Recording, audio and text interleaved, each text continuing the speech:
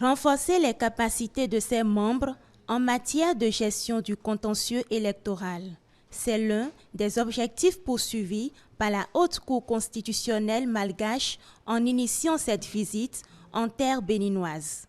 À l'ouverture des travaux, ce mercredi 3 avril 2024, la délégation malgache, conduite par le doyen des hauts conseillers, Noël-Sol William, s'est montrée impatiente d'apprendre non seulement du mode de fonctionnement de la Cour constitutionnelle béninoise, mais également de la gestion du contentieux électoral. Malgré les critiques, à tort ou à raison, lancées à son encontre dans l'exercice de ses compétences assignées par la Constitution et les textes législatifs, la Cour a mené à terme ses missions dans le processus électoral présidentiel de 2023. Mais beaucoup reste encore à faire dans la pérennisation des acquis démocratiques dans le pays. Actuellement, l'institution est en plein préparatif des élections des députés de Madagascar prévues le 9 mai 2024. Le renforcement des capacités humaines au profit des membres de l'ordre constitutionnel constitue l'un des facteurs de réussite dans l'accomplissement de ces missions.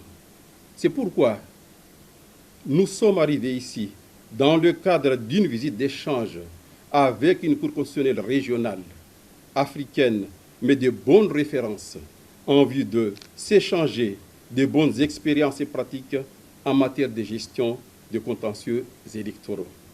Découvrir le rouage, le mode de fonctionnement et les procédures applicables au niveau de la Cour constitutionnelle du Bénin.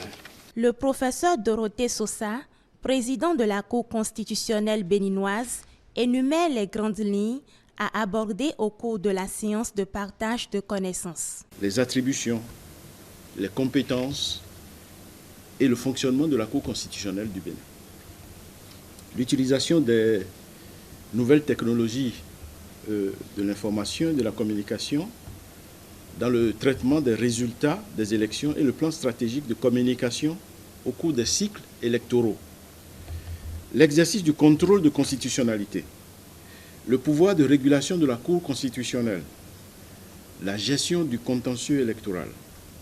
Nos discussions nous permettront donc d'enrichir notre compréhension de ces différents sujets et au-delà, tous les autres qui pourraient être appelés à la discussion. Cette séance de partage de connaissances entre les membres de la Cour constitutionnelle malgache et ceux du Bénin prend fin le jeudi 4 avril 2024.